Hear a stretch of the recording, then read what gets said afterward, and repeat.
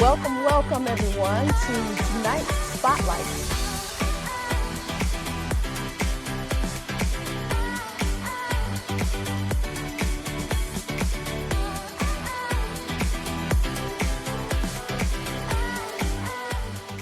Hi everyone, welcome to the Charlotte-Mecklenburg Public Access Corporation Spotlight, also known as CMPAC Spotlight. And as usual, we spotlight our producers and the programs that they produce right here on Access 21. In the studio with me right now are Pastor Joshua Kurtz and Pastor Daniel Wilson from Assurance United Methodist Church right here on Access 21. So welcome, pastors, gentlemen. Thank you. To be with you. So glad to have you, absolutely glad to have you. Because seeing you on screen and seeing you up close and personal and seeing the viewers seeing you on this show is, a different dynamic. And we're going to have some fun. Yeah. Good. So, Sweet. Yeah. So why don't you both tell us a little bit about Assurance, the show? Okay. Assurance is a United Methodist Church that has a really cool story. A little over 26 years ago, it was two churches that were kind of plateauing, decided to do something different, and came together to form Assurance. Nice. So two area churches that came together to form one, and came together providing their gifts and graces together, and have sought to grow and go. That's our mission statement at Assurance, growing in Jesus and going in service. And we're thrilled to be a part of Access 21 family and to have the 5 p.m. Sunday evening time frame with you all. Excellent. That's excellent. And that's such a good story to hear. I didn't know that story. And one of the things that I often talk about is how churches need to work together. There's so many, and I know the viewers are familiar with that. Here in our country, we have like maybe 5 churches sometimes on a block or a couple of blocks. And it's good to hear that 2 churches merged together. There was a peaking or plateauing, and boom, let's just kind of combine that and be combustible, right? Yeah. And so that's kind of what the two of you do, right? Yeah. You're both co-lead pastors. That's right. So tell us about that dynamic and how that works at the church. Yeah, so it's kind of different in some respects. Josh and I were really good friends before we came to Assurance. Okay. We went through, in our denomination, there's kind of a residency program for 3 years that clergy go through, and so Josh and I were a part of that together. And became really close, really good friends. Always dreamed about what it might be like, how fun it would be to be in a ministry setting together. Right. And just kind of worked out that we had the opportunity to do that. We were both appointed to Assurance. At the height of the pandemic, Josh came in 2020, and so we have a lot of fun. We think we balance each other out in a lot of fun ways, and it's a gift to be in ministry with a friend. Yeah. Well, that is good. That's really good, because it sounds like you can really talk about the things that you have gone through and still go through as friends, and then translate that through teaching, because you do teach. I've watched you, and people need to have that type of approach to really understand and have things unpacked to them. Yeah. So it's good that you were friends in that as well.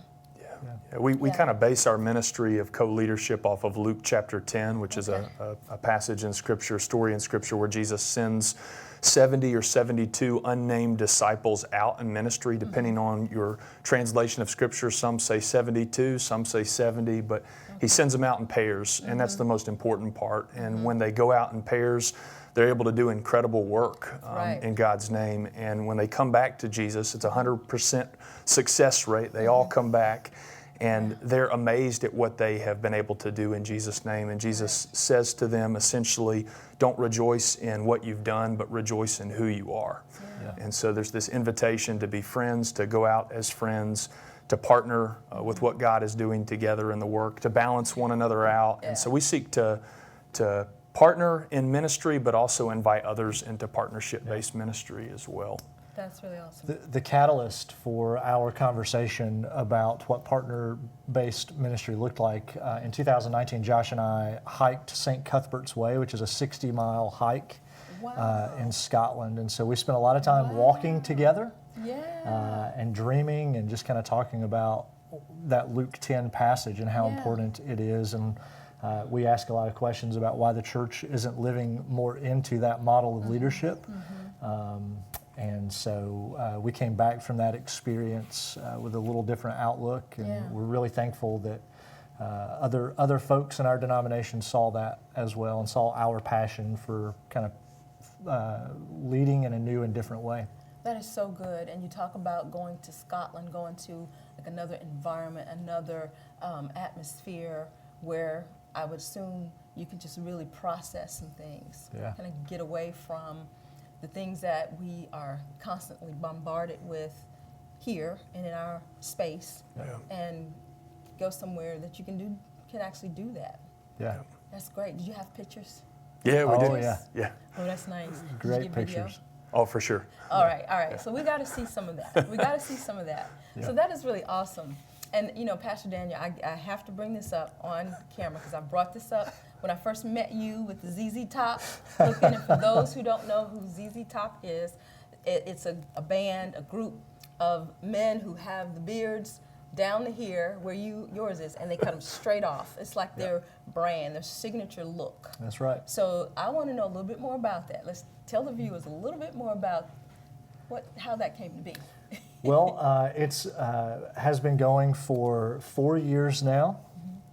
Started the same year that we did the Scotland pilgrimage, actually. I was kind of letting it grow in preparation for our hike. I thought I should look like a hiker, and my mom is not a huge fan, so she kept asking when I was going to cut my beard, and I've just let it keep growing. So, and now it's kind of become a great conversation piece. So I was going to say the same thing because, you know, as I was looking at Assurance, the show, the program, I saw the bumpers that you have before the messages in the church for everyone out there to know and to kind of entice you to look at it. I noticed in one of the bumpers the reflection of your beard in the car. That car was clean. That Jeep was clean. And I was like, well, who is that? What is that? And I kept backing up. I said, that's Pastor Daniel. I know that beard. So it's pretty cool. Yeah. So speaking of the bumpers, all right, what you participated in, and they're like movie trailers to your message. Yep. And so how did you guys come to put that together and think that would like supplement what you're saying on stage? Yeah, we're really grateful for the creativity of our team, and so it's fun to pray and to plan worship series together, but also to invite others into that conversation as well. Right. We have an awesome communications director at Assurance. Just so happens to be Pastor Daniel's wife, Michelle. Oh, awesome! And she's super creative and has just come on board also as our youth director as well. So she wears multiple hats within our team at Assurance. Nice. But we love working together, being creative together, having fun together. Yeah. It's a great environment to be creative and to collaborate. Yeah. That's really cool. I think we also realized that that transition between like music and worship, leading right into the message, didn't always feel like a smooth transition, and so we really enjoy having those bumpers. We create each and every one of them. It's kind of unique to Assurance, and we have fun with it, but it also kind of sets the tone for what's coming in worship. So. That's good. That is good. Now, let me just throw this in here. Do you do music as well? I am not as musical as Josh. Josh is the musician among us. I play like 4 chords on the guitar. And that's it. Occasionally with Josh. Okay. You got the band member look. Correct. With the ZZ Top. Correct. Exactly. And you have the actual chops and That's right. the ability to do it. Like to do it. It's fun. Yeah. And what is it that you do? What part of music? Yeah, I play guitar. Okay. And love to sing. That's kind of just been a way that I've grown in life and processed life as well. And it's a lot of fun. That's good. That's a good segue. Both of these topics, the bumpers and the music, are good segues to talk about what you talked about in one of those messages you did leading up to, or in the bumper leading up to the message about Swifties, Taylor Swifties. Okay, great. Okay, so the bumper was what, all in? Yeah. Are we all in, like we go to the Taylor Swift concerts, people? Yeah. Okay, and as we go to these sporting events, Sure. right? But with the Taylor Swift comment, I had a flashback. I almost ran over Taylor Swift. I Oh, know, wow. I know. Sorry, Taylor. I mean, this was before she was the headliner, kind of like, you know, you took your sister to the concert, and before she was a real headliner. And I lived in Nashville for a bit. And I remember turning around at the McDonald's. It was dark, y'all. It was dark, and I was turning around. My headlights hit on some jeans, and I was like too close to this young lady. She turns around and looks at it, and it was Taylor Swift. And I was like, Taylor, I'm so sorry. I'm sorry, it was me. So, and then of course going into McDonald's, all the little girls were like, Taylor, Taylor. So she was pretty popular enough at that time, but nothing like she is now, right? Yeah. So, but you know, bringing that up, you relate real life situations to what you want to say. Yeah. And I want to know and understand, how is that in your process time when you're processing real life issues to put into the bumpers, then to put into the message? What is that time like? Yeah, I think it's collaborative, as we've kind of named. We do things in partnership and just want to connect with folks in real and authentic ways. Right. We don't want it to be fake, but want it to be true Right. to who we are and who God's called us to be, and that there's gifts everywhere, there's graces everywhere, and we can see a world that is very broken, but we can also see a world that God deeply loves and enters into that brokenness on our behalf in Jesus. So we want to make things relevant, but not change the message. Continue to keep the message the same, but the methods as to how we share that message can sometimes shift in order to capture people's attention and continue to be faithful and true to who we are.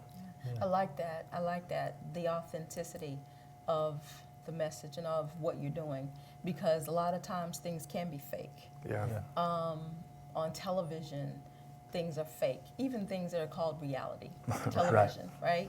There's a lot of scripting in that, and people know that.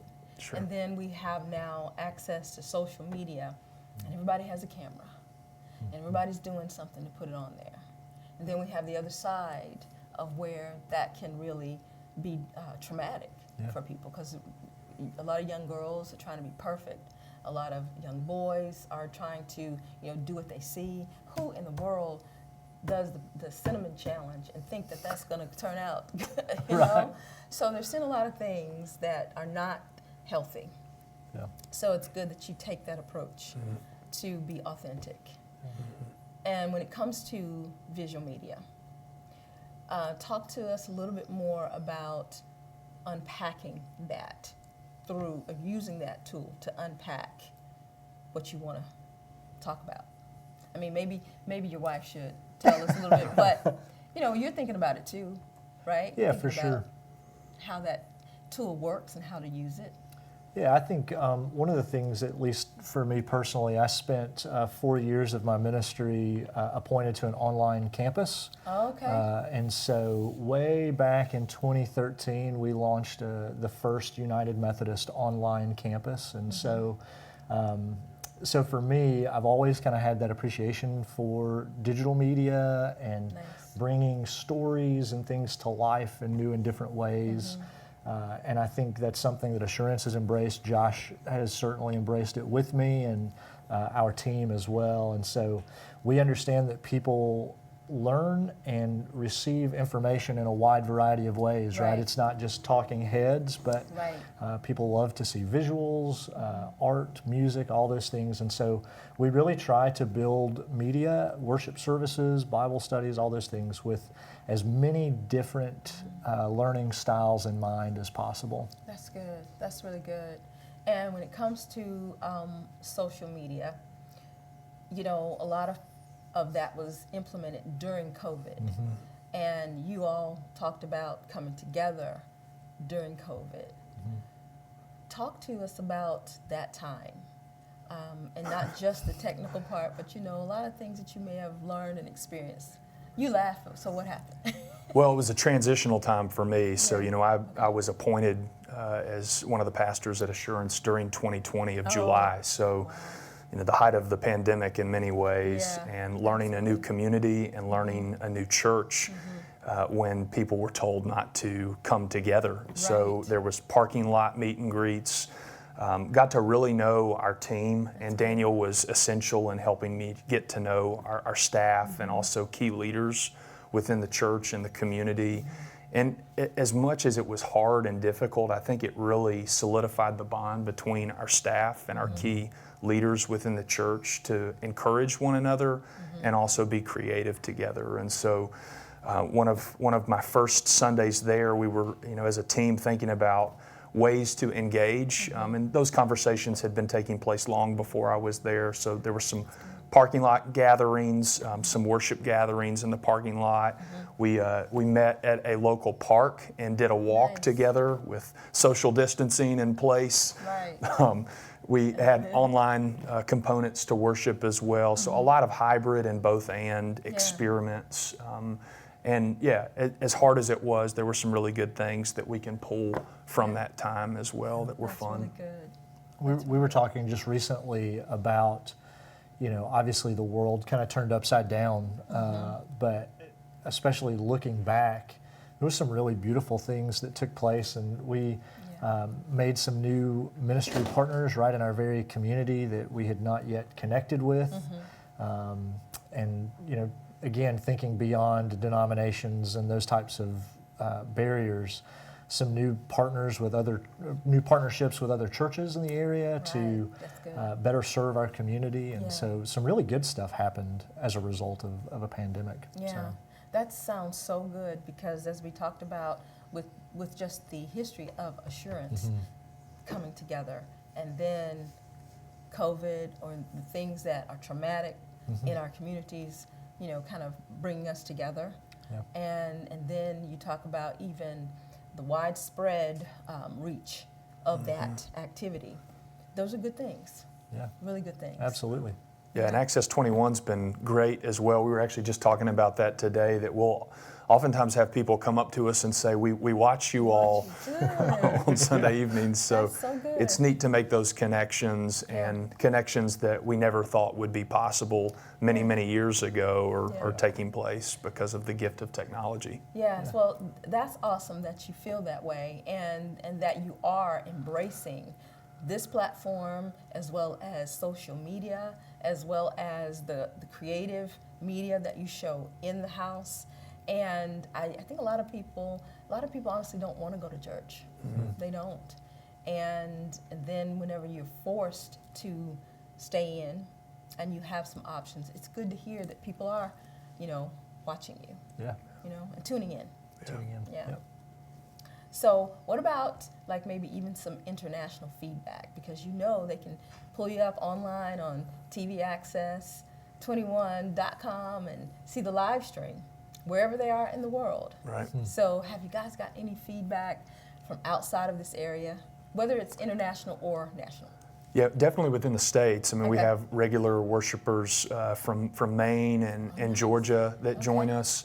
One of our pastors on our team worshiped with us this past Sunday from Ephesus as he's doing a Life of Paul pilgrimage. Oh, wow. So really neat to see the connection and the reach that takes place beyond the walls.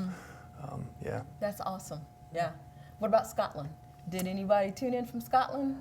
So we were not streaming at that point, but we're actually getting ready to lead another hike in 2024, and so we're thinking through some creative ways to maybe do a live stream from there. Yeah. That's cool. Now, my film composer lives in Switzerland, and he visited here in 2019, right before COVID, of course, hit, and showed him around the studio. And we do have a list of countries that can see what we do here. And he was surprised. He's like, I can pull up here. I'm like, yes, you can. I'm sorry, Christoph, I didn't do it in the correct accent. But that's what he said. That's great. He said it was he could really see what we're doing over here. And again, there is a list of countries and places within the United States that Access 21 reaches. That's awesome. And so, having a show here gets you out there. That's That's awesome. Puts you out there. And so, talking about international affairs and talking about international people, and back to a serious note, we're dealing with some real serious stuff right now. Yeah. This taping, for full disclosure, is being taped in October of 2023, and we are dealing with the Israel-Hamas war. And hopefully, if you can say hopefully, just that, because it's very contagious given the circumstances. So can you guys talk a little bit about that and how you maybe help people process things like that when they see it and don't know history behind it? Yeah. Help us out. Yeah, it's heavy stuff, and Yeah. it's heartbreaking, right? And we were actually in Israel last October last year, and so seeing places and people that we love and heartbreak of war and violence is tough, Right. hard to put into words. And I think we just want to be a place, and more importantly, a people where others and all of us can process Right. and lament, and not offer easy answers or quick fixes, but just to be a place and a people where everyone can share how they feel Yeah. and find love and God's embrace. One of our tour guides in Israel, he's an Israeli, shared with us when we were on the Mount of Olives last year that Jesus, overlooked and rode in to Jerusalem on a donkey. That underneath the Mount of Olives is there is help me out. A fault line. Fault line. Fault line. Thank you. Okay. See, that's your part. For sure. Yeah. And I think about that a lot, how we live in a world of faults. Yeah. Fault lines that are geographic, fault lines that are real, fault lines that run through our own hearts as Right. well. And I think we see that on display in any war. There's faults everywhere, and there's brokenness everywhere, and it's who can cover the fault? And for us, that's Jesus, Right. the bridge builder, and the one who walks into this world, comes into this world as the Prince of Peace on a fault line. Doesn't shy away from the faults, but goes towards it. And so we want to imitate Jesus in everything we can to be people that enter into the conversation and are listeners, seek to love, and bring healing and wholeness in Jesus' name. That's very powerful that you bring up the fact that there is a fault line underneath the Mount of Olives. Yeah. And it's also powerful to talk about how people thought that Jesus was supposed to come in and just destroy everybody and destroy their enemies, just like what's happening, right? But he didn't do that. It was something different that happened. And I know a lot of people probably watch this show and watch this platform and want to understand that they're loved. That no matter what your ethnicity is, no matter where you live, and no matter what you've gone through, that you are loved. The Palestinians, the Israelis, the Jews, the Arabs, that you are loved. And talking about that, it does hurt my heart too, because we see from afar and wish we could do more. Yeah. But there are people right here in this community who are hurting because of that. Israelis and Palestinians and family members there and here, so it's good to know that you are offering up a place of love. Yeah. It's very good to hear. And so when it comes to the young people, because we talked about the youth, your wife works with youth, I work with youth, a lot of them don't understand a lot of things, even that's going on in their own lives. And then to see this displayed and to see the different things that they may even be able to relate to. Because you know what I feel when I see this, a lot of people who are feeling rejected, they're feeling rejected. And even if they have fought for years, a lot of them have nothing to do with that, with the conflict. And so when it comes to talking to youth at your church or just in your lives outside of church and that platform, what are some of the things that you are hearing from them? Yeah, I think it's a hard time to be a young person. We're not that far removed from teenage years, but far enough that it feels like now, in particular, is a really hard time to be a young person. And again, we've thrown the word authenticity around a lot tonight, and I think as a society we've elevated that word and we use it a lot, but we really try to take that seriously at Assurance. And so we just create places of authentic love and embrace, a place for healthy dialogue and conversation. So much, these days it feels like we live in a world where we're planting flags on polar opposite sides of any given discussion or topic, and we just, some of that, we've talked about the good part of social media. I think some of that is the negative side of social media.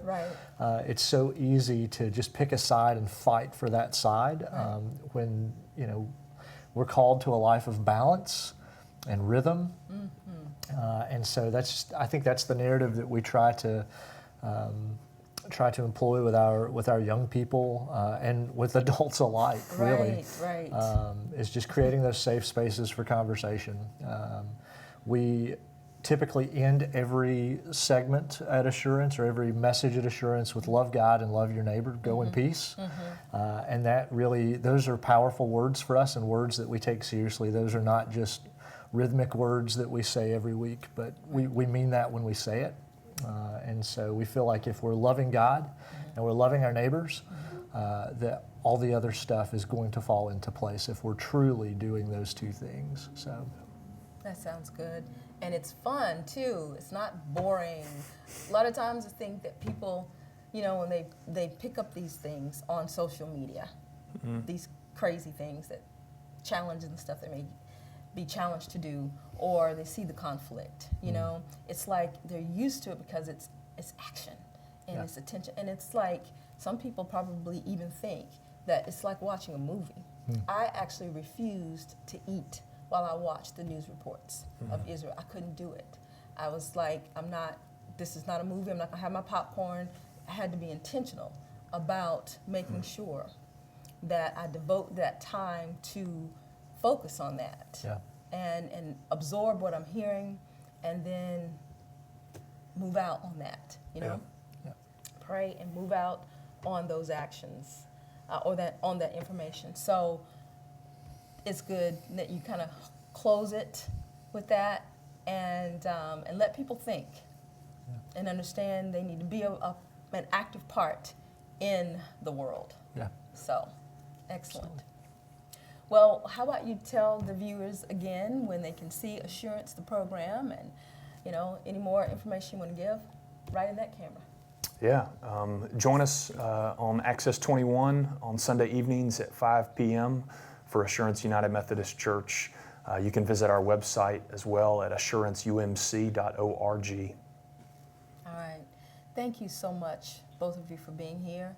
And I look forward to talking with you again. I'm sure there's going to be more coming up because there's more to do. So, again, thank you very much. Thanks for having us. Absolutely. And thank you guys for joining us for this episode of CMPAC Spotlight. We'll look for you to join us again the next time and then see who else we're spotlighting right here on Access 21.